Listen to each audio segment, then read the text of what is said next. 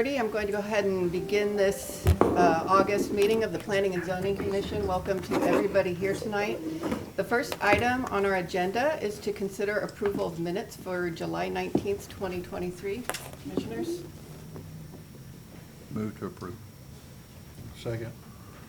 All those in favor of approving the July minutes, say aye.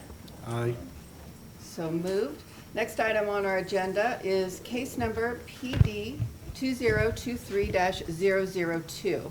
Applicant Ben Sanchez with Park Hill, representing Stephenville ISD, is requesting a rezone of property located at Wolf Nursery Road, parcel R64240, being block 156, lot 7, PTOF of the acres 42.930 S2600, City Edition of the City of Stephenville, Erath County, Texas, from CTS, City Tarleton School, to PD Plan Development. The applicant will present a conceptual plan. Mr. Killen, what do you got for us? Thank you, Madam Chair and Commissioners.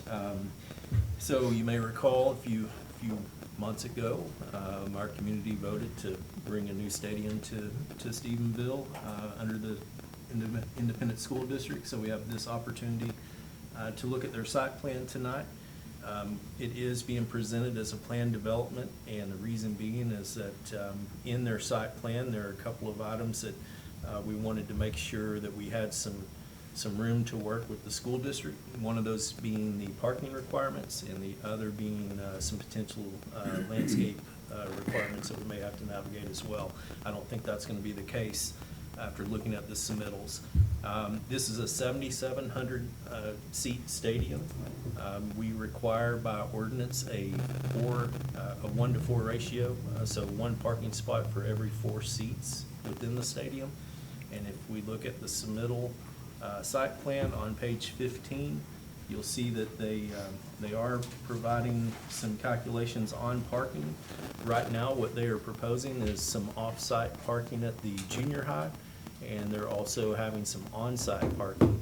The total parking that they are proposing in this first phase will accommodate 6,744 persons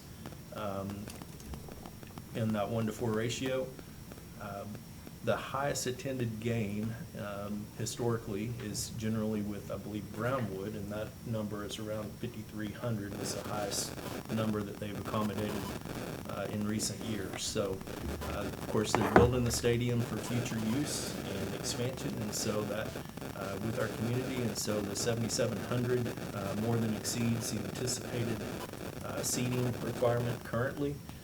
And as the attendance grows, they have a phase 2 reflected on the north side of that rendering, which would be, I believe, another 239 parking spaces, which would bring them up to the 7,700 required seating, the parking for the 7,700 seats. When we first started looking at this, the parking restrictions and the space that they had available, we suggested that they scale back on landscaping so we could have as much parking as possible.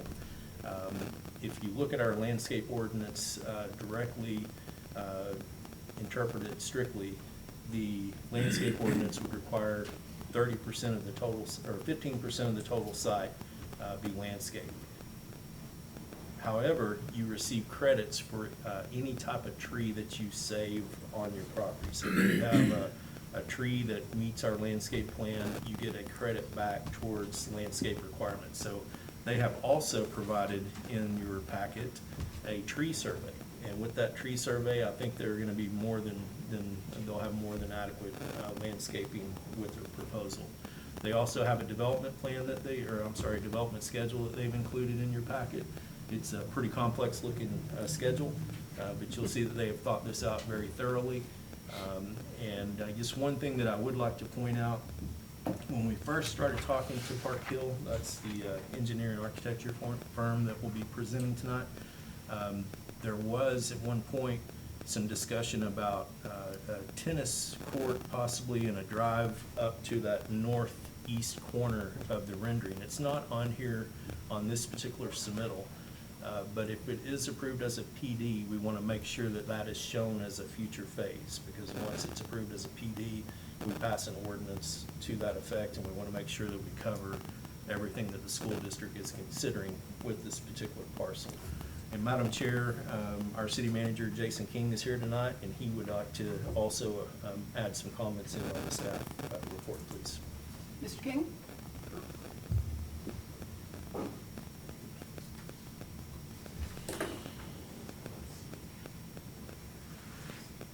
And I think Steve has covered most of it, but again, we had these conversations with district representatives in Park Hill and trying to accommodate what they needed to do, plus what we needed in our regulations as well.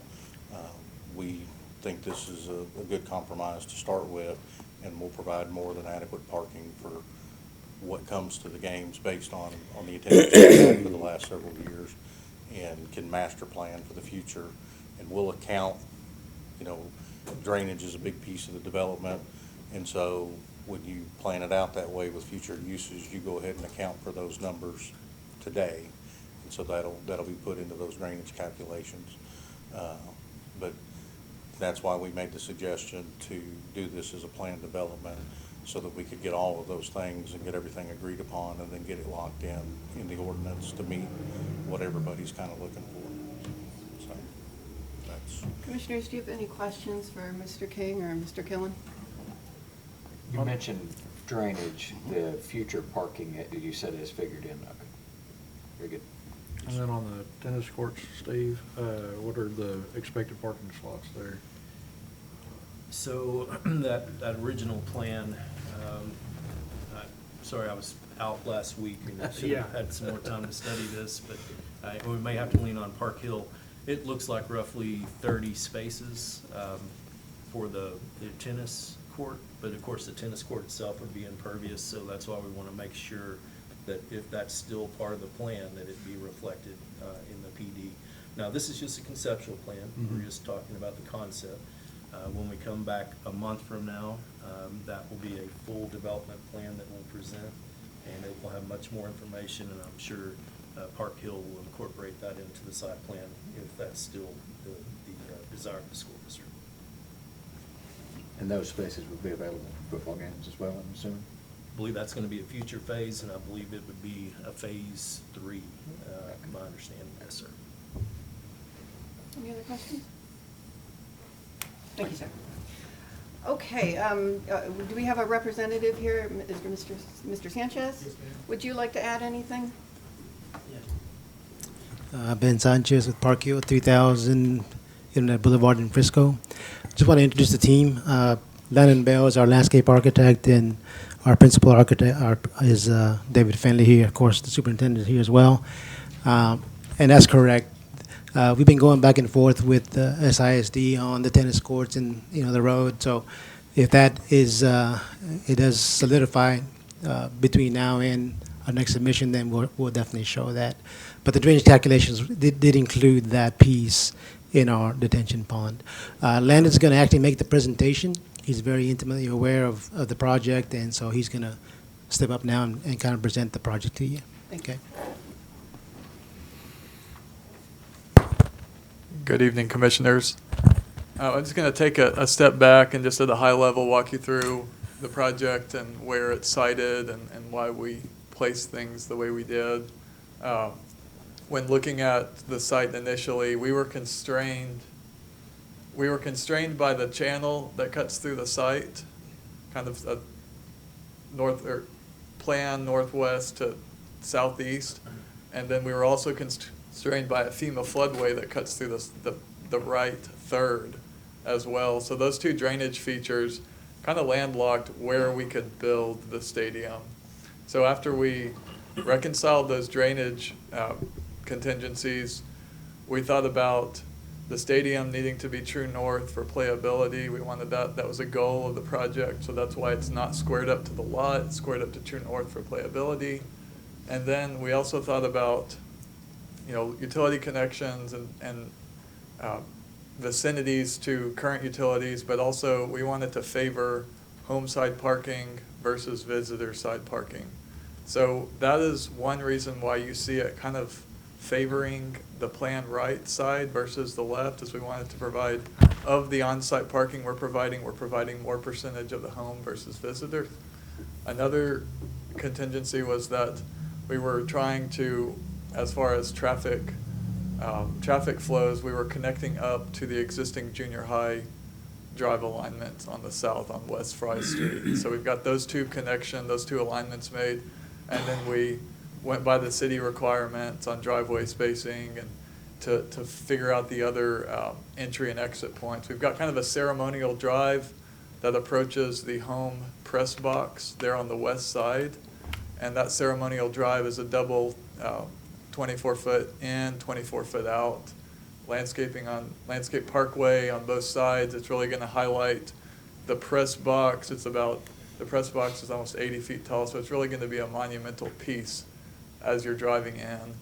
And just kind of getting into the topography of how we sited the stadium. The field is actually cutting a little bit into the grade, which is allowing us on the home side to do a kind of an in-grade bowl, about 12 feet tall. On the west side, playing left side, that bowl is transitioning, fading out to zero by the time we get to the visitors concourse. So it's really going to give an accessible approach from the parking, home side parking. You're going to walk up to the concourse, and then the accessible seating is going to be on that concourse level. So that was another goal of the project, as well as just to give the ambiance of sight lines and looking down to the stadium. As far as what you're physically seeing, there on the west side, again, is our press box, concessions for home.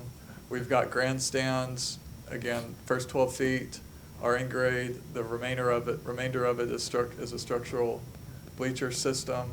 We've got 5,500 seats on the home side. On the north side of the stadium, we've got the locker building. On the east side, we've got the bleacher system for visitors, 2,000 seats. And then underneath, you can kind of see the visitors' concessions and restrooms. On the south side, we've got the band grandstands, 200 seats for the band. And then we've got a small restroom building for the band specifically that's right adjacent to it. So from a circulation standpoint, ingress and egress for buses, we're envisioning that the buses come in on West Fry Street and queue up on that drive just next to the detention pond. And then they'll either have bus drop-off / parking on the south end zone. We've got spaces over there, and we've also got spaces on the north end zone. So based upon whether it's a band member or a football bus, that will direct the traffic, but we wanted to make sure that the queuing was covered there. And also, it's kind of hard to read on the screen, but east of the north end zone, we've also got flexible bus parking. We accommodated for 12 bus spaces for permanent parking, but if they ever have a band competition where they need extra spaces, we've got the flexible parking there if needed. And when it's not used for buses, it's just traditional striped parking. Again, I'm going to skip back to the drainage. We aligned the channel in an east-west manner, true east coming in from that culvert on Wolf Nursery Road. And then as it approaches the east side of the site, that's the low area of our development. So that's where we have our detention. And that detention is sized for a full build-out on the project. So not just what you're seeing here. If the district was to ever fully pave the entire property, that's what that pond is sized to. And so and then the reason that the channel goes around the pond is because that is off-site flow coming through the site. So we want that water to be separate than the water that we need to actually capture on the site. And then lastly, you might ask why we aren't pushing further east into the site. There's what's called a potential waters of the United States. There on the east side, it's a blue dashed line. That is governed by the Corps of Engineers as a wetland. And we get into difficult permitting processes if we start pushing into that zone. So the goal is to stay away from that blue line, if at all possible, and encroach as little as possible to the east. We feel like we've pretty well maximized our east encroachment.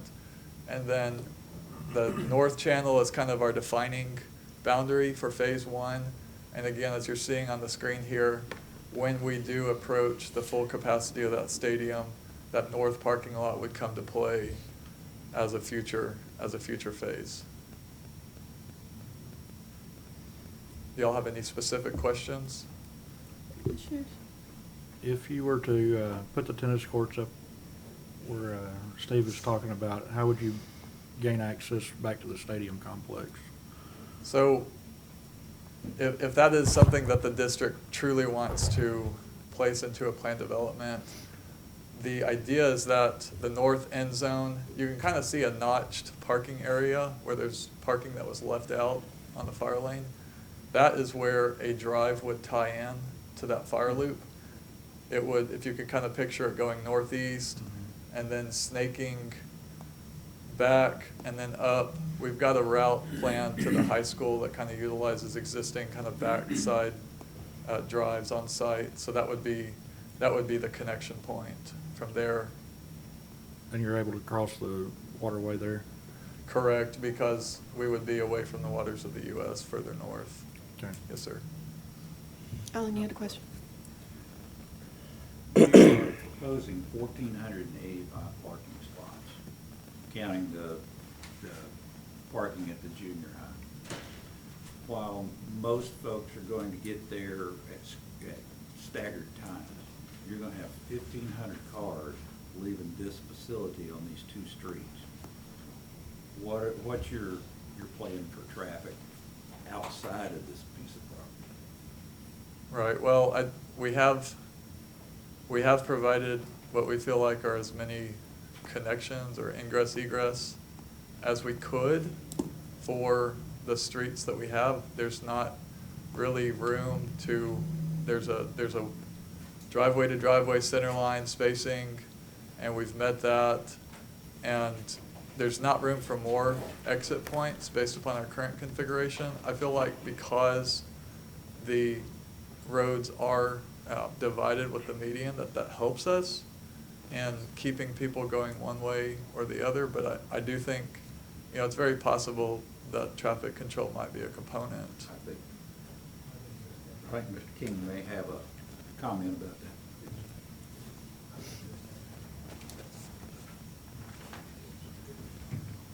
So we have had those conversations. Specifically, what the city has asked for is on Fry Street to have safe pedestrian access back and forth between the stadium and Lynbrock Field. We've asked them to include signalized pedestrian crossings, and everybody's agreed to do that. So there'll be a couple of those there. As far as the volume of traffic leaving, well, that's not going to be any different than we do football games today. Will depend on our law enforcement to help with egress of traffic at the end of the event, which is not, we do that today up at Tarleton Memorial Stadium for our games, for Tarleton games. So that won't change. But our primary deal was the safe pedestrian crossings for those people that are going to park at Lynbrock. And then not only for those events, but I'm sure the district will use it for other things and other events and purposes. So we'll have that signalized crossings to help for that.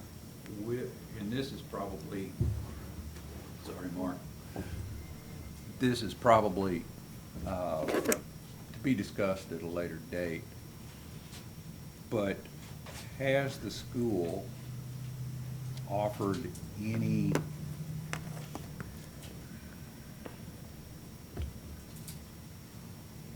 No, let me formulate the question a little later. I'll give you a call.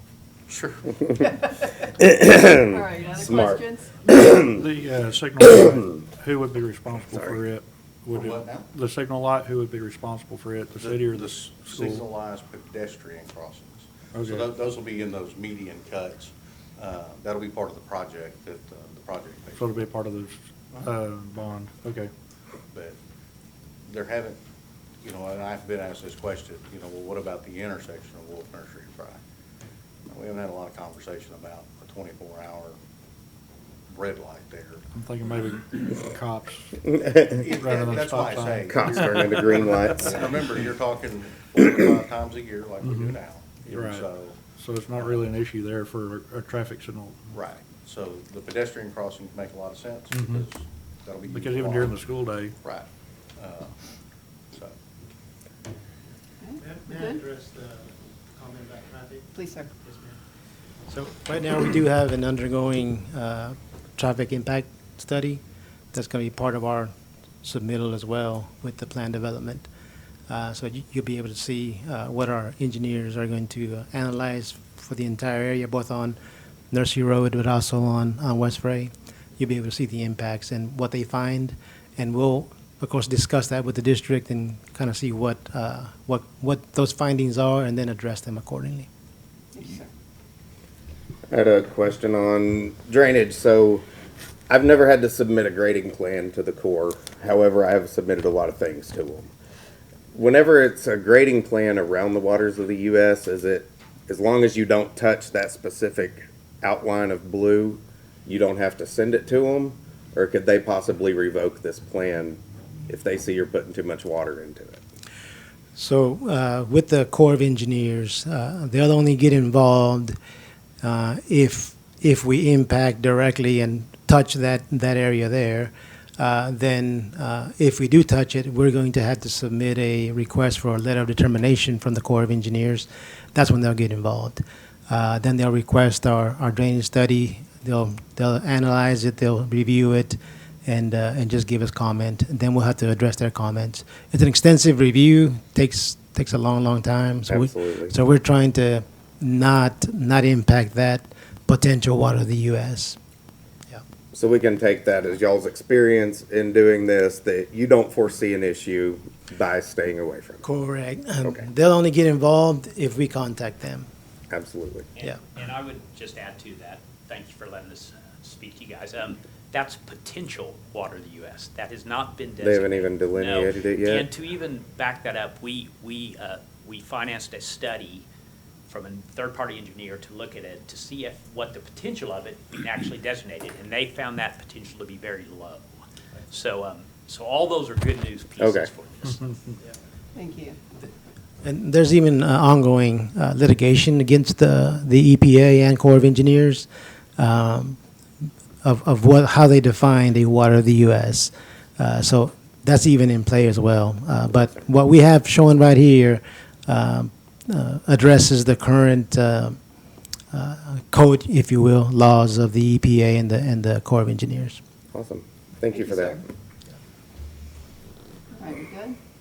Okay, so I know that we have a lot of citizens here who maybe want to have something to say. What we're, just to kind of advise you on the process, what we're doing here with this plan development is they're presenting the plan. We are actually not voting on anything tonight. They'll come back a month from now, taking into account any of our feedback. And then we will vote on it next month. So this is not an official public hearing. However, that said, y'all are here and I'm sure you have some comments. So I can accept those comments into the record. So if anybody would like to speak, I will go ahead and open the unofficial public hearing now. If you could come to the podium, state your name, state your address, and then you'll have 3 minutes to speak. Does anybody wish to? Yes? Yes, please.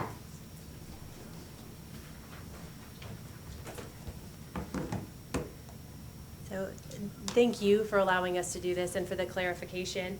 And thank you for volunteering, because I don't know how you get here at 5:30 even on a random Wednesday. It was Work from home. interesting. And thank you to Mr. Sanchez and to Park Hill for providing the very extensive plans. They were very helpful when we met as a neighborhood. It was the first time we had ever seen anything in depth. If you could just give your name and address, so we got that on record. You're supposed to start with that. My name is Laura Gordy. I live at 160 Britton Circle, so it's 2 blocks, 2 houses in on that diagram. So, question about, it's currently the CTS, but I could not find a description of that in our zoning code. I don't know if that's an over. Oh, the city, Tarleton, okay. Yep. So it was hard to compare, because we don't know what CTS would have provided, what protections it would have provided our neighborhood, and just going here. So we would like some clarification just from the city on that, and perhaps include it in our zoning code. We're also really concerned about flooding. So we heard a lot of drainage studies and the waters of the U.S., which is fantastic. We're concerned about our neighborhood.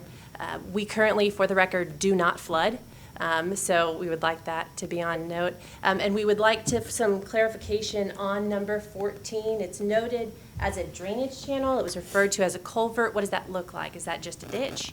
Is that covered with something? Are you planning on putting earth on the other side towards our neighborhood that we would have to be concerned about? Are you changing the grade at all on that side of the culvert?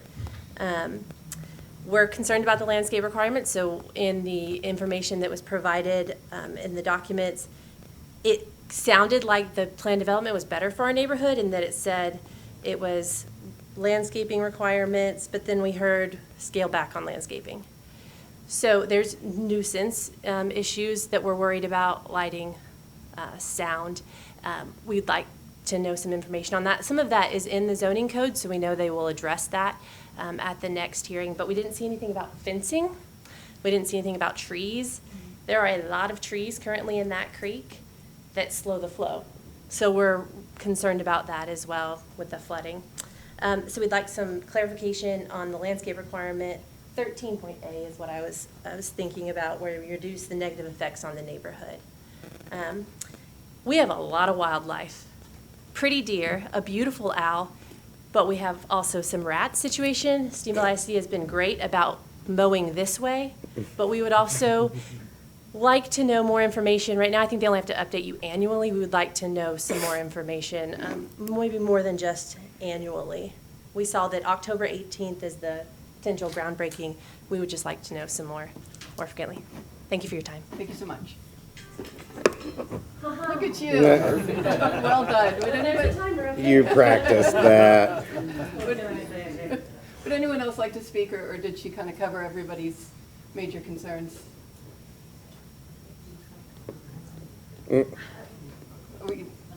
Come on up. Give us your name and address, please. I may duplicate what she said. My name is Linda Hill. My husband and I, Rick, live at 140 Britton Circle. We are in a horseshoe. Our street is a horseshoe, and we're at the very bottom of it. And we've had flooding. Everything slants down toward the bottom of the horseshoe into the field that backs up where the stadium is. So we depend on that dirt and the grade to drain into those fields to protect our homes. There's only one drainage ditch between Britton Circle that goes off to the east toward the high school. That's the only drainage ditch. So when it really rains hard, it gets really bad. The fencing is certainly something that we're all concerned about. We don't want people traipsing through our neighborhood to get to the stadium. There needs to be a really good protection for privacy for our neighborhood. Does that make sense? I mean, we're on the bottom, and I can just see people parking on our street and walking through the easements between our yards. So that's my concerns. Thank you. Thank you, ma'am. Anyone else? Did I see somebody over here who wanted to speak? Did you? You could state your name and address for us. Red Harrison, 1735 North Dell. My question is that, essentially, as I understand this, we're going to be able to, the construction firm will be building 7,700 seats, correct? Is that? Yeah. But in relation to that, the parking spots will not meet code. All right. So we're going to go ahead and build the maximum amount of seating, which I think is good. But when this is phased in, how do you regulate the stadium to that point until you know that you have to build the additional phase? And that's my question. Okay. I mean, is there going to be limited access to these seats, or how does that work? I'll pose your questions. So is that everything? That's it. Yep. I'd also Okay. like to know if the majority of the parking is going to be asphalt or concrete. Okay. Thank you, sir. That's it. Any other people wish to speak? Oh, Yes, could you come up to the podium, because we're being recorded. I am so sorry. I'm so sorry. I'm so sorry.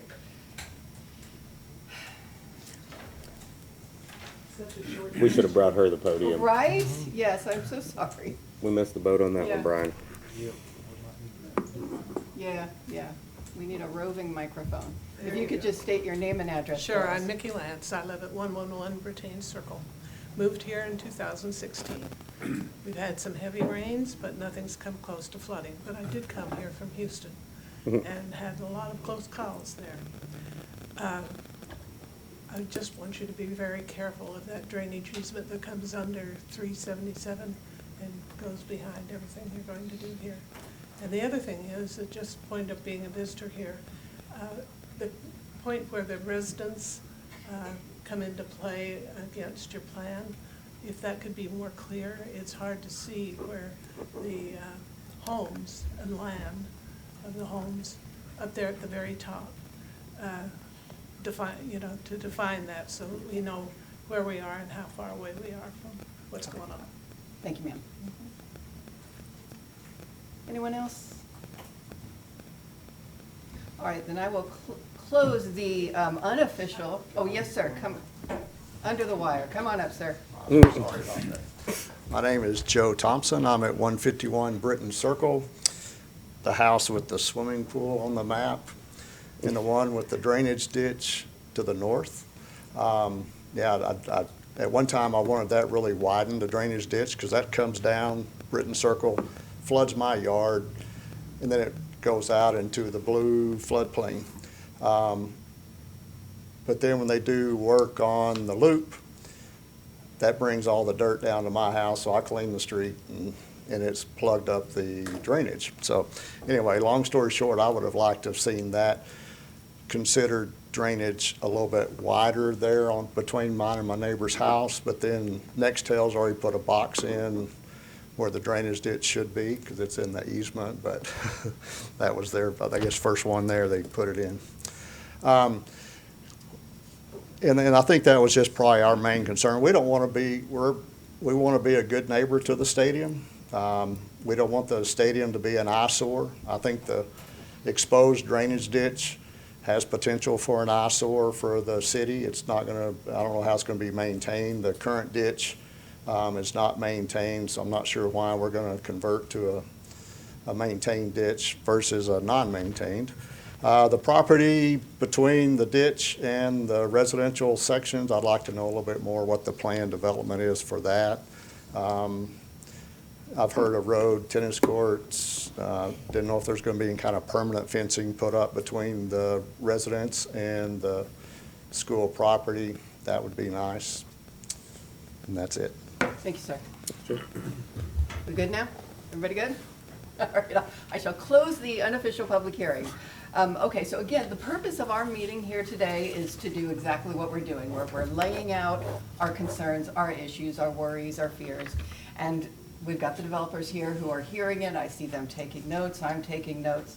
When this next phase, next month, when we see the further development, we will have on that, they're required to have their lighting. They're required to address exactly what their landscaping will look like. They're required to put in all those bits and pieces that right now we're a little bit like, oh, I don't really know.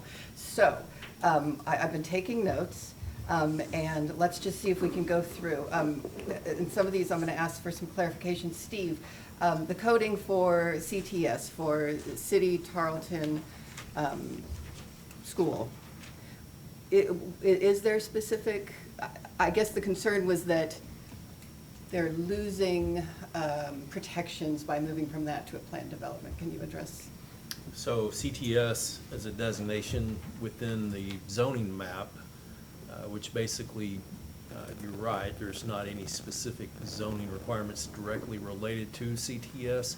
I suspect a lot of that is because Tarleton is exempt from local zoning regulations. School district is not, so we will approach each one of these with the zoning regulations that we would normally see with any other commercial type development. The stadium is kind of a unique development, of course, so But we're approaching it just as we would any other development with the lighting requirements, the drainage requirements, everything that we do on any other project. Park Hill is working with us. They have been very good about their submittals. They're way ahead. Obviously, they've got a very aggressive timeline. I assure you that any of the protections that you would see in any other zoning district is going to be the same protection you see for this particular development. A constant concern always throughout the city is fears of flooding. People are constantly worried. So, Steve, can you speak to the drainage studies that are done and what that means for them? Yes, ma'am. So basically, when we look at a project and the impervious drainage, in simple terms, because I'm not an engineer, we look at that project, we use drainage studies, and we make sure that the impact on adjacent properties is not changed from current conditions. So the water cannot leave at a higher velocity or a higher volume than what it is currently doing. Doesn't necessarily mean that the developer has to fix existing flooding problems, but it can't, the project cannot contribute to flooding problems. So what we're looking at here is making sure that, we don't add to any existing conditions, and we certainly try to prevent anything that may occur as a result of the impervious drainage. So I believe Mr. King may want to clarify on that. Mr. King?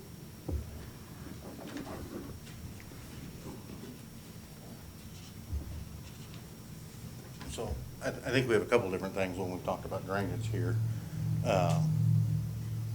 And Joe's brought up the ditch itself, but as you've listened to the residents on Britton Circle, the water's coming from the northwest loop into their neighborhood.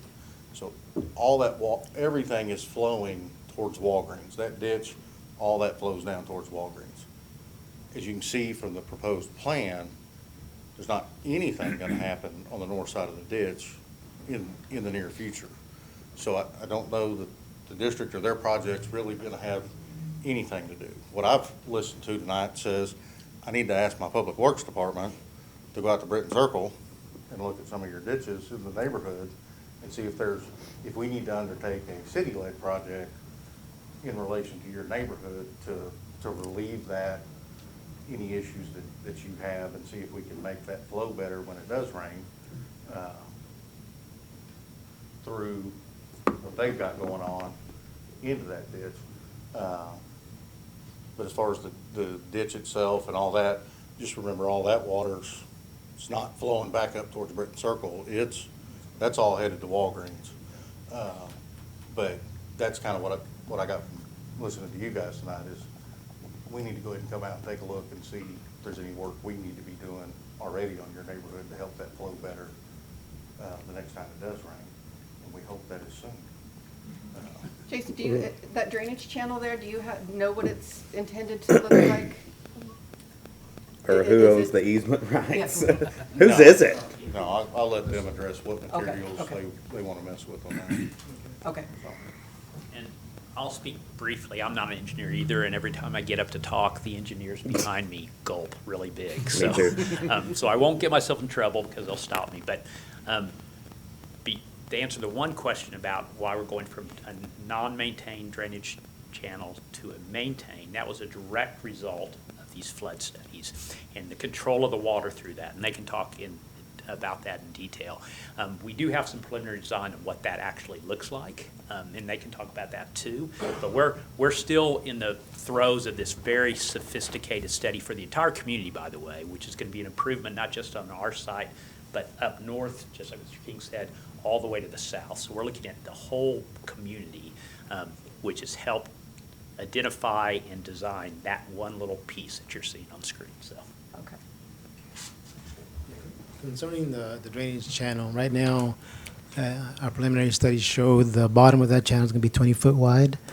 It's going to have 41 slopes, and we're going to armor that or put Gabion mattresses on the entire surface area of that channel just to slow water down and to make sure that there's no scouring effects on that channel. But that's correct. There's nothing going on the north. We're not going to touch dirt, any grading on the north line at all. Everything's happening to the south. And that, the channel, as Landon mentioned earlier, it's primarily, the goal of that is to just handle all the off-site flow that's coming through the site right now. So the existing channel right now, the primary function of that channel is the off-site flow that's coming through there. Our detention pond, number 13, I believe, on the screen, or 11, is going to handle the surface drainage that's being produced by the stadium itself and all the parking.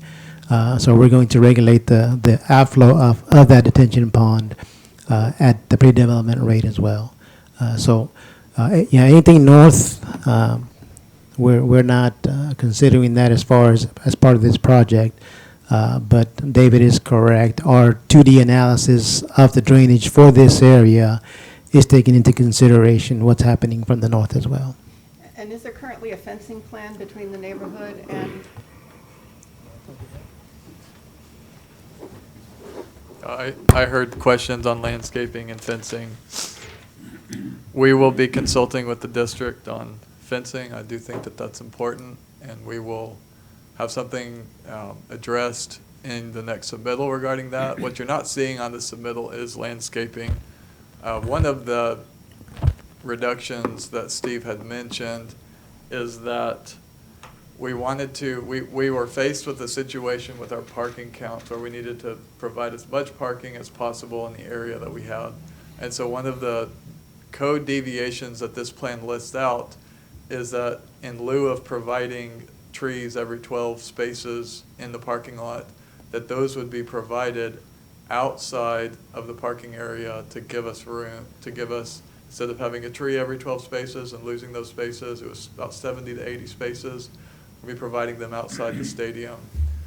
Regarding the second topic of buffering, we will be providing a 20-foot landscape buffer required by code running along the entirety of the Britton Circle development.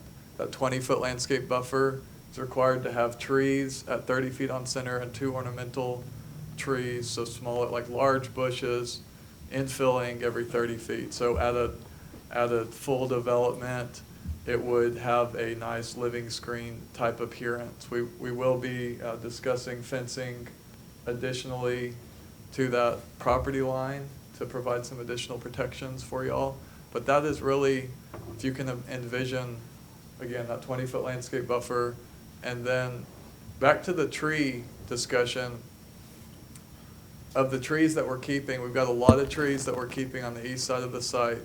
There are credits realized for, instead of the typical ordinance says to plant a ratio of trees based upon the square footage of the site. Well, if we keep trees, that ratio goes down because the tree is already on site. So we're looking at what trees are going to stay versus what are going to go, and we're going to make sure that we provide the quantity of trees over the existing trees. We're going to meet the tree requirements by using our credits, and then if we need to fill in any gaps with additional trees, then they will be provided. Jumping to another question Mr. Harrison had, asphalt or concrete, will the parking lots be asphalt? The current design is all concrete pavement throughout. All concrete, okay. Concerns about wildlife? I mean, I mean, that giant strip above is being left, so I would think that I guess that the fear is that they're going to start grading and you have the rats runneth your way. Yeah. What's great about it, LIC has been great about going this way. Yeah. So they go towards. Sorry, it's not funny. It kind of is. I said it's not funny, but it kind of is. Well, send You the made rats it to the funny. schools. All right, okay. Okay. I guess that goes back to Stephenville ISD, really, is, okay. So, I'm looking at my notes, trying to hit every question. What triggers phase 2? What triggers phase 2, yeah. So, I don't know if you guys are the ones to answer that, or if is Jason still here? Yeah. How many tickets they sell? So strictly by ticket sales, that's what will. That'll be something we work with the district on when they start seeing those population counts come up. And that's when we put the plan in, because, okay, when we build the other 250 We did a quick analysis on that question. The ticket sales from that game from 2022, it required, basically, we're going to be providing 87% of the parking on day one for the stadium, and that ticket sales would have only required 70%. So you've got a deficit of 17%. So the question is, when are we gonna, how close to that 17% deficit are we gonna come before we trigger that? That's really the question, but that's the margins we've got now. Thank you, sir. Okay, so our job now is to give y'all feedback. Mr. King, you good? Somebody asked, and I may have Yeah. missed it, was there a description of the type of fencing? Not yet. We don't yet have something on that, but that is one of the concerns. So now we as a group kind of let you guys know, and I think you already know, but the concerns that are coming up. So I'll go through and state what I've got, and then y'all can jump in. But obviously, everybody's worried about flooding. I know that landscape is always, people are always worried about things being an eyesore, right? You want your nice buffers, you want it to look pretty. Lighting and sound, I know especially for the people at Britton Circle, they're worried about having that sort of light pollution coming into their homes and sound pollution. So if we could have specific lighting issues addressed and anything, I don't know if there's much to do about sound. But so when we see the next phase of this, we would like to see specifics on fencing, more specifics on landscaping, more specifics on lighting. Commissioners, what else do we have here that we need to be concerned about? Alan? You know I'm going to ask. Yeah. I think actually my question is probably for Eric. I currently live near the Tarleton Football Stadium. Friday nights, the volume is much louder than it is on Saturdays, not the crowd. The PA volume is considerably louder. Are these folks going to have to put up with that? I guess that's a question I'm not sure the answer to, but I don't, because I can't compare Tarleton and. Understood. Yeah. But I have Yeah. a buffer of. So, Alan, let's, And that's the reason for that. The volume of the PA. right, Yeah. And I have another question for the engineers, and then I'll shut up, I promise. yes. So, hey, Alan, let's just go with concerns instead of questions. So let's just state our concerns at this point, put them forward, and then they can respond to us in our next. Okay, so do we have any additional concerns that we want addressed in the next round? Just to add on to the flooding possibility issue, I think they were more worried about them slowing the water flow on the other side of the road as opposed to actually doing work up there. So if you're going to leave those trees and then put dirt around those, is that going to actually back up that culvert? So I think that's more what y'all were thinking, right? Questions, worries about flooding? Okay. Yes, ma'am. Other concerns? A lot of the PDs that we've had come through here with the parking situations, usually the parking spaces are smaller. And it is very difficult for a person to park a four-door dually pickup in a lot of places that we've changed into PDs. Is this going to be one of those issues? Is it Yeah, so thing let's that we need to address just later? put that as a concern. They drive So- very big trucks here in Texas, very large. And I know with the school buses being in there, that you're going to have a lot of maneuvering Yeah. spaces, so. So I'm add sure that, onto our list of concerns. Any other concerns? I'd like to see something a little more concrete, if at all possible, with what triggers phase two, instead of being, a little more that says, hey. when we Like a get to this- number, yeah. When we get to this point, we are going to do phase two. Okay. Other concerns? And I still have some safety concerns about crossing Fry Street with the parking that's going to be used across the road. So- The lighted, yeah, maybe some more specifics on where that pedestrian crossing is going to be, what that will look like. Other concerns? All right, that's a lot of concerns. Gentlemen, thank you, everybody, for coming today. Again, we are not voting on anything today. The point of today was to lay out the initial development, for us to all kind of express what we're interested, what we're concerned about, what we want to see next time. So for all the citizens who live on Britton Circle or anybody here in Stephenville, you'll want to come to our next meeting in September, because that's when we should have the next formal plan development that we'll actually be voting on. And of course, you'll want to watch the city website so that you can get the agenda, which will have all of the information on it. Okay. All right, so that's that.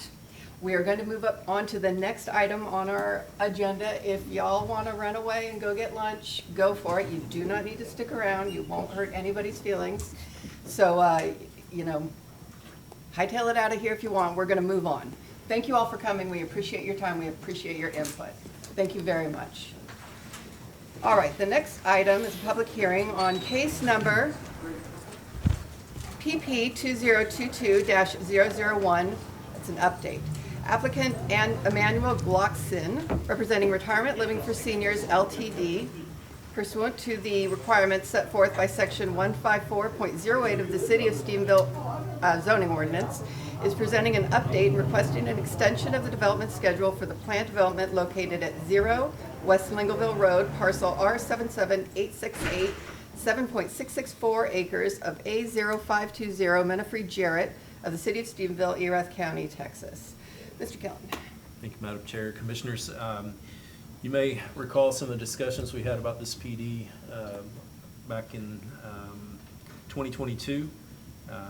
At that time, there was a vote of 4-2 to recommend the City Council approve the rezoning request, and on June 28th of 2022, City Council passed Ordinance 22-0-17, rezoning this from a single-family district to a planned development. Planned development requirements state that we receive an update from the developer on an annual basis, and so Mr. Glockson is here to provide us an update. He's presented a revised development schedule, and I can share with you that we have been working very closely with Mr. Glockson and his team. One of the delays that we've experienced was related to a text dot driveway application and a shared access drive with an adjacent property. Mr. Glockson's team has also been working with our development team and has submitted, I believe we're on our civil plan set review number 5 at this point. I think we're getting very close to wrapping this up. And once that occurs, Mr. Glockson is actually asking that he can work with the city to escrow funds on the civil improvements, and even working with us beyond that so he can get started on the project as quickly as possible. His revised timeline is included in your packet, and I believe he drove a significant distance today to be able to share with you what his development plan looks like at this point. So with that, I'd be glad to answer any questions. Any questions for Steve? Mr. Glockson, could you please give us your update? Yes, I'm Emmanuel Glockson, developer of Retirement for Seniors here in Stephenville. And as it shows in the proposal, we plan to move forward. And like Steve Killen says, our civils are real close to being approved. And then we'll go forward obtaining escrow funds for the improvements. And going forward with a building permit, hopefully we'll start construction before year end. Okay. Do you have any questions for Mr. Glockson? Thank you, sir. Thank you. I'll go ahead and open a public hearing. Is there anybody here who wishes to speak in favor of this redevelopment schedule? Is there anybody who wishes to speak against? I will close the public hearing. Commissioners? Move to recommend approval. Second. Do we need to discuss? All those in favor of recommending to council approval of the extension of the development schedule, say aye. Aye. Those opposed? All right, sir. That will move on to city council, and the next Tuesday of the first of the First No, Tuesday. No, first Tuesday for Tuesday of the council. month for city council. Council. And they will make the final decision. But thank you. We appreciate you driving up here. Ladies and gentlemen, I believe that's it. May I? I move to adjourn. Second. Well done. Thank you, everybody.